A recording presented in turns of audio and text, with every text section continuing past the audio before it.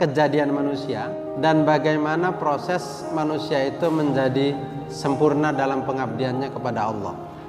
Manusia itu sebelum wujud tercipta itu memasuki fase tidak ada. Barulah setelah Allah menciptakan itu ada. Artinya manusia itu tidak dari awal ada, tetapi manusia itu diawali oleh ketiadaan. Kemudian Allah lah yang menciptakan. Ayat ini salah satu cara Allah mengingatkan manusia, menyindir manusia bahwa manusia itu tidak boleh angkuh dan sombong, bahwa manusia itu betul-betul dicipta oleh Allah, bahwa Allah itu kuasa menjadikan sesuatu dari yang tidak ada. Dari tidak ada menjadi ada itu mudah, apalagi sesuatu yang pernah ada. Jadi itu artinya bahwa Allah itu betul-betul kuasa menciptakan sesuatu dari tidak ada menjadi ada. Allah ingin menggambarkan bahwa manusia itu melalui fase tidak ada. Nabi Zakaria itu ketika sudah sepuh, tidak punya anak, dia ketika berdoa tentang penerusnya, penggantinya itu, dan Allah mengkaruniakan anak akhirnya. Dalam doanya bahwa bagaimana mungkin dia bisa punya anak sementara dia sudah mandul, sudah tua, sudah sepuh. Logika manusia, adatnya manusia itu kalau sudah sepuh, sudah tua, sudah mandul, tidak mungkin punya anak. Itu adatnya manusia, bukan ilmunya Allah. Artinya bukan aturannya Allah yang seperti itu. Aturannya Allah adalah kapan Allah berkehendak terjadi. Ternyata kan Nabi Zakaria itu punya anak. Nah, Allah ingin mempersaksikan bahwa Allah itu kuasa menciptakan sesuatu yang tidak ada saja menjadi ada. Apalagi sekarang Nabi Zakaria ada, istrinya ada. Menciptakannya kan lebih mudah. Inna khalaqnal insana min nutfatin amsyaj. Sesungguhnya kami, kata Allah, itu telah menciptakan manusia itu min nutfatin amsyaj, dari nutfah, dari setetes mani yang bercampur.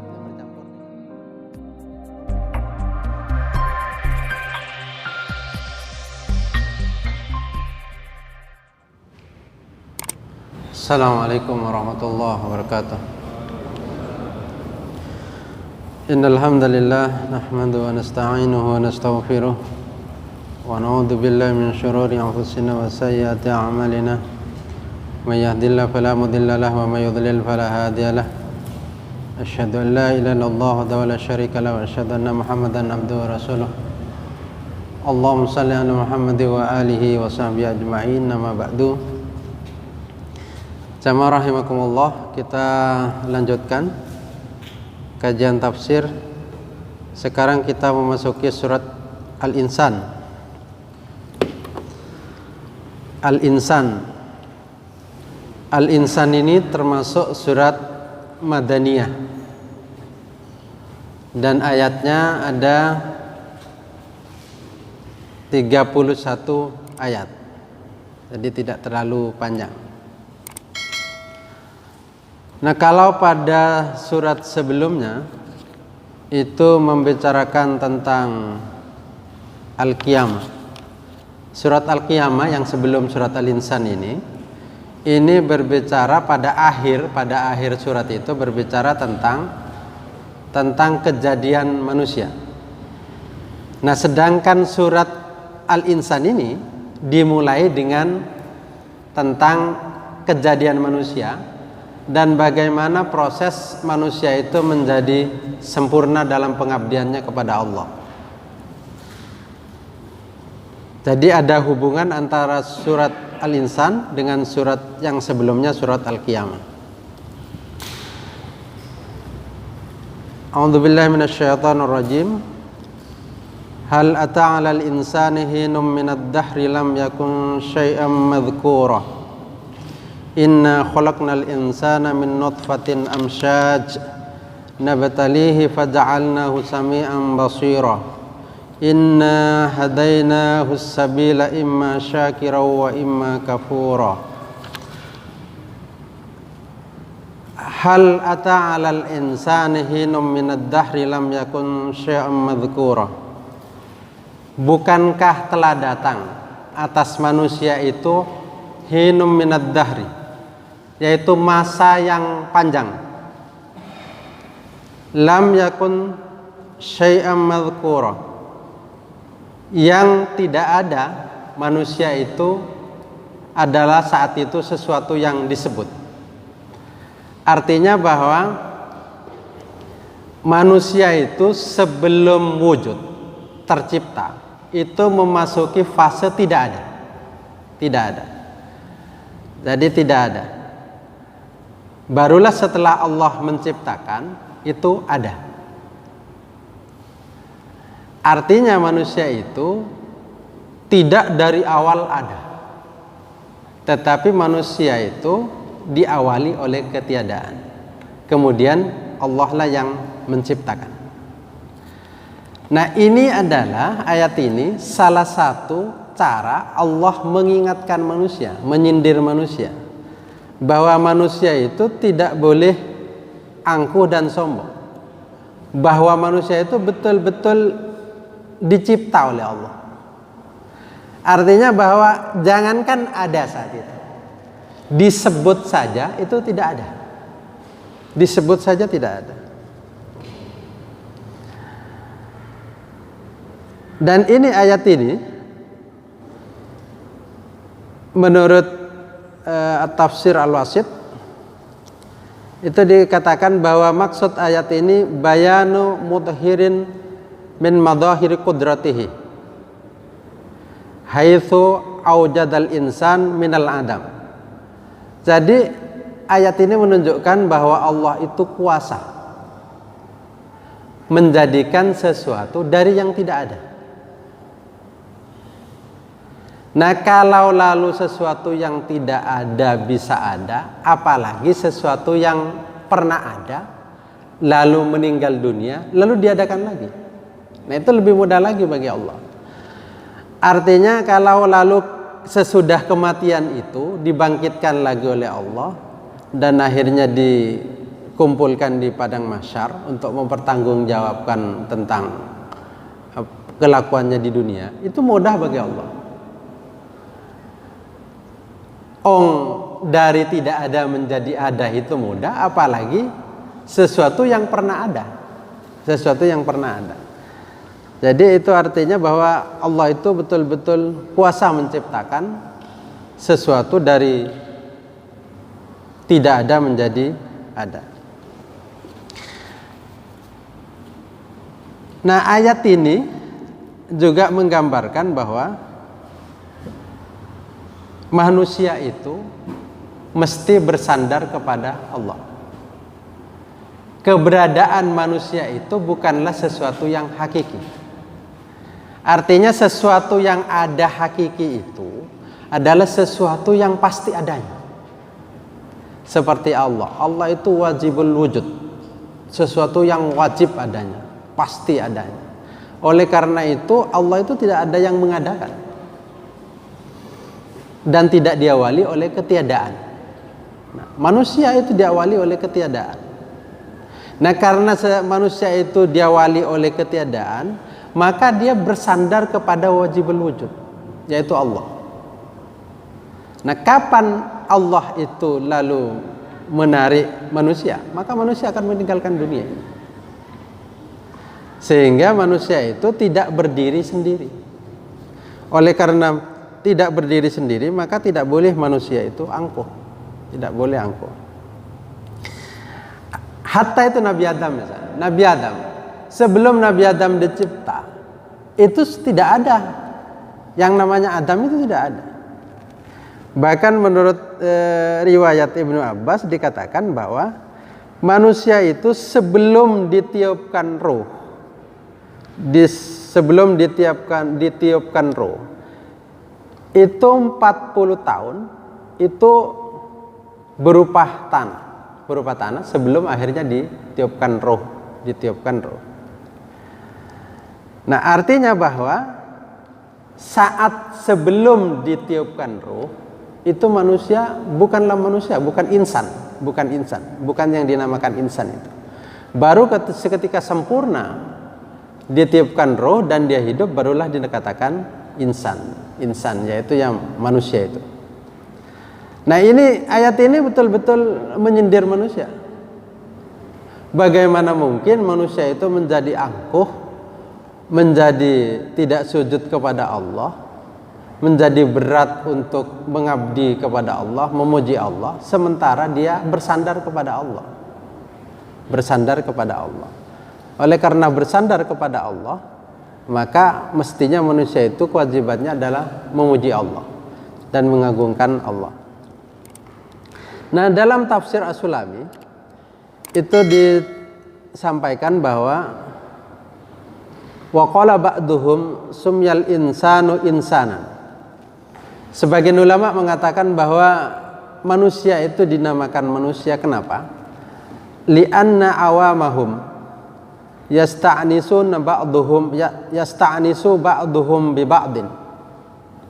Karena orang-orang awam manusia itu merasa senang sebagian dengan sebagian. Jadi merasa nyamannya itu ketika berkumpul sebagian dengan sebagian. Merasa bahagia ketika berada bersama-sama. Itu kebahagiaannya. Kan ada orang yang lalu kesenangannya itu adalah kumpul-kumpul. Tidak penting apakah kumpul-kumpul itu adalah dalam rangka mendekatkan diri kepada Allah atau dalam majelis ilmu, tidak penting. Jadi senangnya pokoknya kumpul-kumpul. Nah, itu manusia tingkatan awam itu, tingkatan kebanyakan seperti itu. Dan yang kedua, wa khawasahum yasta'nisuna bi kalamillah wa ibadatihi. Kelompok yang khawas itu, kelompok tertentu di antara manusia itu, ada yang senangnya itu adalah membaca kalam Allah dan beribadah kepada Allah. Jadi nyamannya itu, senangnya itu ketika dia membaca kalam Allah, juga ketika dia beribadah kepada Allah. Dia sujud kepada Allah senang, dia bahagia sujud kepada Allah. Dia bahagia ketika misalnya lalu bisa bersedekah, berinfak, kebahagiaannya di situ. Dia bahagia ketika membaca Quran. Nah, ini termasuk orang-orang yang lebih tinggi dari orang awam itu, yaitu termasuk orang-orang yang khusus. Yang ketiga, kenapa manusia dikatakan manusia itu? Karena tingkatan yang ketiga itu wal auliya yasta'nisuna bi'ajaibil qudrah, yaitu tingkatan ketiga itu para kekasih Allah yang nyamannya itu, senangnya itu ketika menyaksikan keajaiban kudrahnya Allah. Jadi dia terpesona dengan kudrahnya Allah. Ketika misalnya dia melihat matahari yang begitu bisa menyinari bumi luar biasa, dia terpesona dengan keagungan Allah itu. Dia melihat nyamuk misalnya, dia terpesona dengan keagungan nyamuk. Atau melihat semut saja. Semut itu kalau dilihat oleh orang yang dekat kepada Allah itu mengagumkan. Mengagumkan. Bagaimana semut yang kecil itu bisa hidup, bisa bernafas di situ. Nyamuk misalnya, bagaimana nyamuk yang kecil bisa bernafas lalu menghirup menyedot darah manusia dan dia bisa hidup. Coba manusia suruh buat nyamuk, tidak ada yang bisa. Patung nyamuk saja nggak ada yang sanggup, sekecil itu. Kalau buat patung nyamuk sekecil itu atau patung semut saja tidak kira bisa. Tapi kalau patung manusia bisa. Tapi kalau patungnya semut tidak bisa. Paling kalau semut lalu dibunderi dianggap semut. Gitu. Tapi kalau betul-betul dibuat kayak semut ya tidak bisa. Jangankan buat semut, buat itu aja tidak bisa. Nah, orang yang pada tingkatan kekasih Allah itu dia terpesona dengan keagungannya Allah. Keagungannya Allah begitu maha agung. Sehingga orang yang seperti ini kalau sujud itu menikmati sujudnya, sujud kepada Allah yang maha agung. Sehingga betul-betul terpesona dia. Dia yang merasa tidak apa-apanya diperkenankan oleh Allah sujud itu luar biasa. Sehingga kita itu saat ini betul-betul bersyukur kepada Allah. Allah masih memperkenankan kita untuk bisa sujud kepada Allah. memperkenankan kita bisa sujud tadi itu sudah luar biasa ya. Sudah luar biasa. Nah itu orang yang ketiga ini, para aulia Allah ini. Jadi orang-orang yang dekat kepada Allah, para kekasih Allah itu, dia terpesona dengan kudrahnya Allah, dengan kemahakuasaannya Allah. Yang keempat, wal akabiru yasta'nisuna bihi duna ghairihi.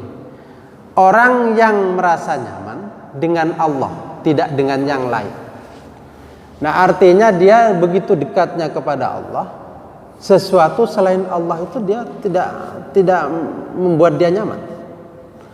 Jadi ingatannya hanya kepada Allah. Dan ini orang ini betul-betul dekat kepada Allah, sehingga dia itu menganggap tidak penting yang lain itu. Yang penting adalah dekat kepada Allah. Nah orang pada tingkatan seperti ini kalau ditanya, kalau seumpama orang ini ditanya, apa tujuannya beribadah? Bukan lalu dia berpikir agar masuk surganya Allah, tetapi agar dia bisa dekat kepada Allah, bisa menyaksikan Allah. Jadi bagi dia adalah semua yang ada ini selain Allah itu ciptaan Allah. Dia tidak terpesona dengan ciptaannya, dia terpesona dengan Allahnya, dengan Allah. Sehingga bagi dia adalah segala sesuatu selain Allah itu tidak penting. Bukankah surga itu selain Allah? Bukankah neraka itu juga selain Allah? Bukankah apa yang ada makhluk ini selain Allah? Nah itu dia terpesona dengan Allahnya, bukan kepada selain Allah. Nah orang yang keempat ini tentu adalah orang-orang yang begitu dekat kepada Allah, artinya bahwa dia hanya terpesona dengan Allahnya, dengan Allah. Nah sehingga Abu Yazid Al-Bustami itu ketika ditawari surga itu, dia memilih untuk dekat dengan Allah, bukan dekat dengan ciptaannya Allah, bukan dekat dengan ciptaannya Allah. Dia hanya terpesona, mau terpesona dengan Allahnya. Jadi tujuannya itu adalah Allah. Nah inilah orang-orang yang lalu begitu dekat kepada Allah. Nah ini manusia. Nah menurut sebagian ulama yang soleh itu adalah, itulah kenapa manusia itu dinamakan insan, dinamakan manusia. Nah karena itulah macam-macamnya manusia itu. Nah jadi pada ayat yang pertama ini, jadi Allah ingin menggambarkan bahwa manusia itu melalui fase tidak ada. Jadi tidak boleh lalu manusia itu berpikir begini, masa orang yang sudah mati, sudah hancur, tulang belulangnya sudah hancur, dagingnya sudah hancur, bisa dihidupkan kembali? Tidak boleh berpikir begitu. Ini kan namanya berpikir orang pada tingkatan kedua. Orang berpikir pada tingkatan pertama kan begini, Allah itu menciptakan, manusia itu ada, dari tidak ada menjadi ada. Itu tingkatan pertama. Tingkatan yang kedua, manusia itu ada lalu tiada, yaitu meninggal dunia. Ini tingkatan kedua. Nah ketika sudah tingkatan kedua terjadi, maka kalau mengembalikan itu biar mudah, kembali ke yang pertama. Kalau saja Allah bisa mengadakan sesuatu dari tidak ada, apalagi Allah menciptakan, mengembalikan sesuatu yang pernah ada. Sehingga ini cara berpikir. Mestinya kita cara berpikir juga seperti itu.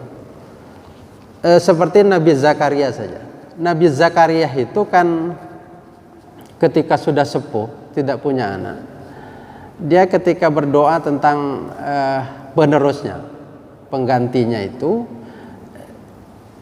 dan Allah menjanjikan, artinya mengkaruniakan anak akhirnya itu dalam doanya bahwa bagaimana mungkin dia bisa punya anak sementara dia sudah mandul, sudah tua, sudah sepuh.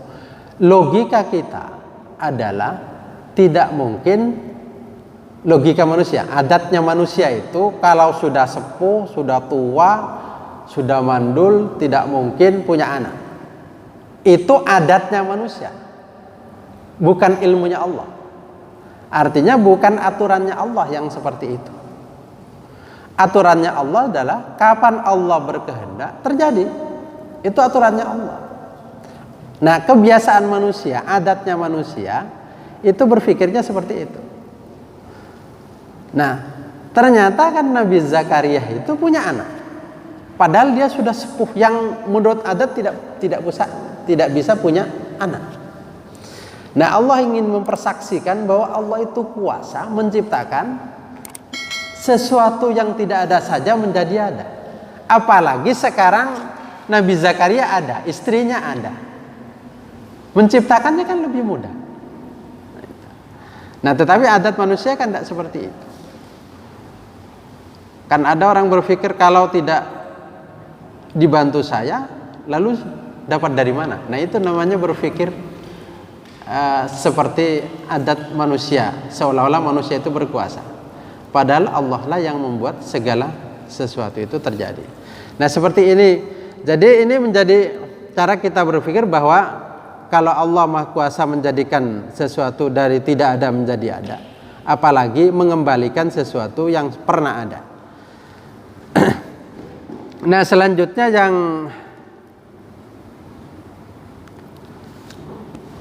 yang kedua, ayat yang kedua ini adalah bahwa inna khalaqnal insana min nutfatin amsyaj. Sesungguhnya kami, kata Allah, itu telah menciptakan manusia itu min nutfatin amsyaj, dari nutfah, dari setetes mani yang bercampur.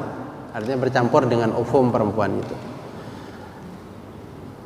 Nah, Allah menciptakan manusia dari itu.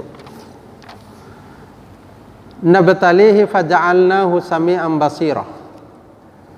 Yang kami mengujinya, menguji manusia itu.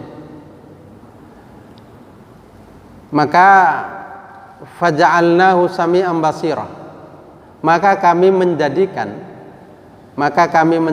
pada manusia itu bisa mendengar dan bisa melihat.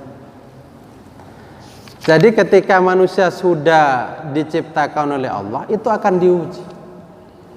Nah, sebagai perangkat agar manusia itu bisa diuji, Allah menciptakan pendengaran dan penglihatan, sehingga manusia itu bisa melihat dan bisa mendengar, bisa membaca kekuasaannya Allah, bisa mendengar tentang kekuasaannya Allah juga.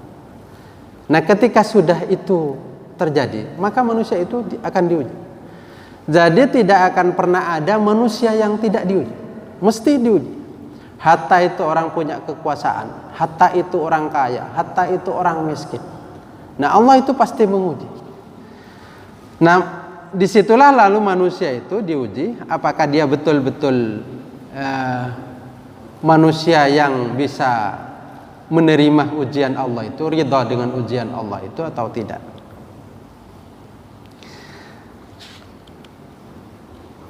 Nah, ketika Allah berfirman bahwa menjelaskan bahwa manusia itu min nutfah, dari nutfah, dari setetes mani. Yang setetes mani itu kalau dijelaskan oleh As-Sa'di itu dikatakan mimma'in mahidin mustakdirin. Jadi dari air yang hina dan menjijikkan. Jadi dari mani. Nah, ini menggambarkan bahwa manusia itu kalau lalu ingat kejadiannya, itu kan mesti cerdas memahami. Oh, manusia yang dari setetes mani tiba-tiba sekarang bisa sujud kepada Zat yang Maha Kuasa, Zat yang menciptakannya, itu kan luar biasa. Itu luar biasa. Itu sesuatu kegembiraan luar biasa.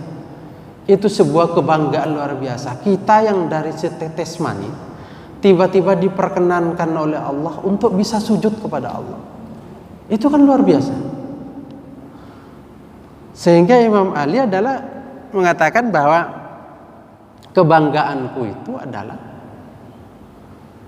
karena saya adalah hambanya Allah.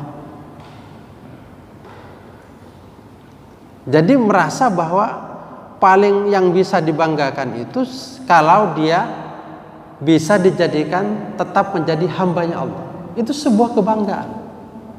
Nah, karena apa? Karena begitu manusia itu min nutfatin amsyaj, dari setetes mani yang orang itu tidak ada yang lalu menganggap mani itu sesuatu yang menjijikkan.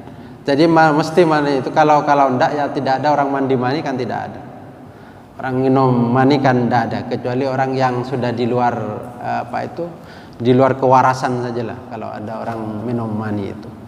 Nah, itu yang seperti itu, jenis yang seperti itu, nutfah yang dari seperti itu jadi manusia, jadi kita. Nah, betapa bahagianya kita, betapa bangganya kita yang dari nutfah itu tiba-tiba diperkenankan oleh Allah untuk bisa sujud kepada Allah, diperkenankan oleh Allah untuk bisa membaca kalam Allah. Itu kan menunjukkan luar biasa itu. Menunjukkan bahwa kita itu dikaruniai kelebihan luar biasa oleh Allah. Bisa menyembah Allah itu sudah luar biasa. Sehingga sujud itu menjadi sesuatu yang sangat penting bagi manusia. Karena dengan begitu bahwa kita menjadi hamba yang betul-betul hamba yang bahagia karena diberi sujud oleh Allah untuk sujud kepada Zat yang Maha Agung. Nah, dengan diciptakannya manusia itu lalu diberi pendengaran, diberi penglihatan, itu dengan itu manusia itu bisa merasakan, bisa melihat, bisa mendengarkan tentang kemahakuasaannya Allah. Jadi dengan alat itu lalu manusia bisa tahu tentang kebenaran dan bisa membenarkan para nabi yang membawa risalah dari Allah, bisa membenarkan rasul yang membawa risalah agama ini. Nah, sehingga kalau sudah seperti itu akan nampak nanti siapa yang lalu bisa membenarkan agama ini, siapa yang tidak, siapa yang bahagia, siapa yang tidak, itu akan nampak karena Allah sudah mengkarunia manusia itu bisa mendengar dan bisa melihat. Sehingga dengan demikian, karena manusia bisa mendengar dan bisa melihat, manusia itu tahu bahwa Allah Maha Agung, Allah Maha Besar, bahwa kita harus menyembah Allah, Allah itu Esa. Itu menjadi tahu. Karena tahu seperti itu, maka kewajiban kita adalah menyembah kepada Allah.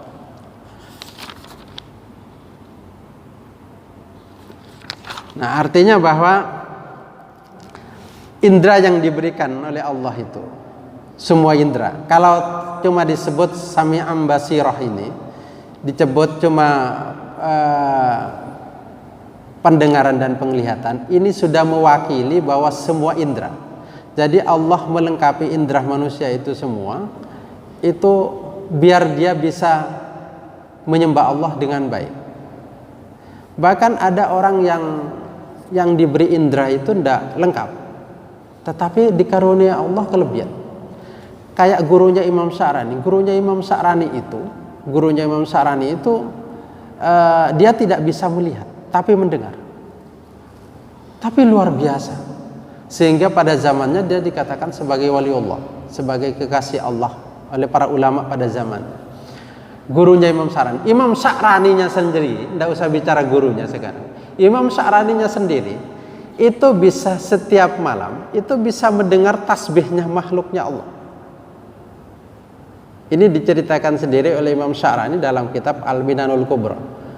Dia sendiri bisa mendengar tasbihnya makhluknya Allah pada setiap malam. Jadi kalau sudah mulai malam dia mendengar semua tasbihnya itu, perlahan-lahan mendengar.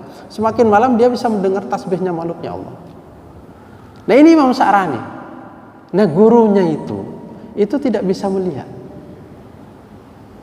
Tetapi luar biasa, dikarunia oleh Allah sebagai orang yang dekat kepada Allah. Artinya kalau orang yang dikarunia oleh Allah indra ini sudah lengkap. Orang yang seperti ini saja bisa menjadi kekasih Allah karena dekatnya kepada Allah. Masa orang yang dikaruniai indra yang lengkap lalu semakin jauh dari Allah? Ini kan terbalik. Jadi itu yang lalu Allah sampaikan bahwa yang selanjutnya bahwa ketika Allah menceritakan tentang penciptaan manusia itu, Allah ingin menyampaikan bahwa manusia itu muhdas, manusia itu baru. Nah, karena manusia itu baru, tentu yang mengadakan itu adalah zat yang maha sempurna dan maha agung. Jadi sesuatu yang baru itu tidak bisa membuat apa-apa. Jadi makhluk itu semua baru, termasuk manusia juga baru. Nah, pada ayat yang selanjutnya Allah berfirman, inna hadainahus sabila imma syakira wa imma kafura. Sesungguhnya kami telah memberikan petunjuk jalan kepada manusia itu, yang karena diberi petunjuk itu imma syakiran wa imma kafura. Ada manusia yang bersyukur, ada manusia itu yang kufur kepada Allah. Padahal dia sudah diberi petunjuk oleh Allah, tetapi ada yang kufur, ada yang bersyukur, ada yang kufur. Nah, hidayah, katanya tafsir As-Sa'di itu, hidayah itu ada dua. Ada hidayah itu al-bayani, ada hidayah itu at-taufiqi. Jadi kalau hidayah bayani itu begini, ada hidayat itu hanya menunjukkan penjelas. Nah, Al-Quran itu adalah penjelas, jelas mana yang baik, mana yang buruk, jelas. Nah, itu bagi orang yang kafir, itu tetap menjadi hidayatul bayani, tetap menjadi petunjuk penjelas yang baik dan buruk, tetap menjadi itu. Tetapi tidak menjadi hidayatut taufiqi, tidak menjadi taufik bagi orang yang di luar Islam. Coba perhatikan pada kalimat surat Al-Baqarah ayat yang kedua itu, hudan lil muttaqin, bahwa Al-Quran itu menjadi hudan lil muttaqin, bahwa Al-Quran itu menjadi petunjuk terhadap orang-orang yang muttaqin. Itu apakah khusus orang-orang yang bermuttaqin saja? Tidak. Jadi disebutnya muttaqin itu karena orang yang muttaqin itu akan mendapatkan dua hidayah, yaitu hidayatul bayani wa hidayatut taufiqi. Apa perbedaannya hidayatul bayani dan hidayat taufik itu? Kalau hidayatul bayani itu menjelaskannya bahwa ini benar, ini salah. Tetapi kalau hidayah taufik itu akan menuntun orang itu melakukannya. Nah, ketika orang mendengarkan tentang ada seorang mubaligh menjelaskan tentang kebaikan dan kebenaran misalnya, itu hidayatul taufik masih. Nah, ketika itu hidayatul bayani. Nah, ketika itu dikerjakan, nah itu menjadi hidayatul taufik, menjadi taufik bagi orang yang mengerjakannya. Oleh karena itu kalau Al-Quran itu menjadi hudan lil muttaqin, artinya menjadi hidayatul bayani wa hidayatut taufik bagi orang-orang yang muttaqin. Dia menjadi bayan sekaligus menjadi taufik bagi orang-orang yang muttaqin. Nah, Al-Quran jalan itu, sabil itu apa? Sabil itu adalah petunjuk, baik itu berupa Al-Quran ataupun apa yang dibawa oleh para nabi dan rasul, atau semua ciptaan Allah yang itu menunjukkan kekuasaannya Allah. Itu adalah jalan menuju Allah. Artinya dengan begitu orang bisa tahu bahwa itu adalah kekuasaannya Allah dan dia akhirnya menyembah Allah. Nah, orang itu akan mendapat petunjuk itu. Dan itu menjadi petunjuk. Nah, ketika itu diikuti, maka dia akan menjadi hidayatut taufik, akan menjadi hidayah taufik. Nah, artinya bahwa dengan demikian orang yang menolaknya ikut dianggap kufur kepada Allah. Jadi orang-orang kafir itu bukan lalu tidak tahu bahwa Al-Quran itu benar. Jadi pada ahli syair pada saat jahiliyah dulu itu tahu bahwa Al-Quran itu hebat, bahwa Al-Quran itu berisi kebaikan dan kebenaran, tahu. Dan itu artinya menjadi hidayatul bayani. Tetapi ketika dia masuk Islam dan akhirnya mengikuti, itulah yang dinamakan hidayatul taufik. Artinya itulah yang dinamakan hidayat taufik. Nah, orang-orang yang beriman lengkap kedua-duanya, hidayatul bayani dan hidayatul taufik. Nah, artinya bahwa dengan demikian hidayah itu ada orang yang lalu menerima hidayah itu, ada orang yang justru kufur terhadap hidayah itu, dan ketika kufur itulah dia akan semakin jauh dari Allah. Kalau sudah jauh dari Allah, maka dia tidak akan menemukan dirinya, bahwa dirinya itu adalah manusia yang dicipta oleh Allah dari sesuatu yang hina, dari sesuatu yang manusia menganggapnya jijik. Tetapi lalu bahkan juga manusia itu akan melupakan asal usulnya sendiri, bahwa dia dari tidak ada diciptakan oleh Allah menjadi ada dan dikembalikan oleh Allah besok pada yaumil qiyamah sebagai untuk mempertanggungjawabkan kehidupannya. Mudah-mudahan kita ditakdirkan oleh Allah menjadi orang-orang yang dekat kepada Allah. Allahumma arhamna bil Qur'an, Allahumma arhamna bil Qur'an, ihdinas siratal mustaqim. Assalamualaikum warahmatullahi wabarakatuh.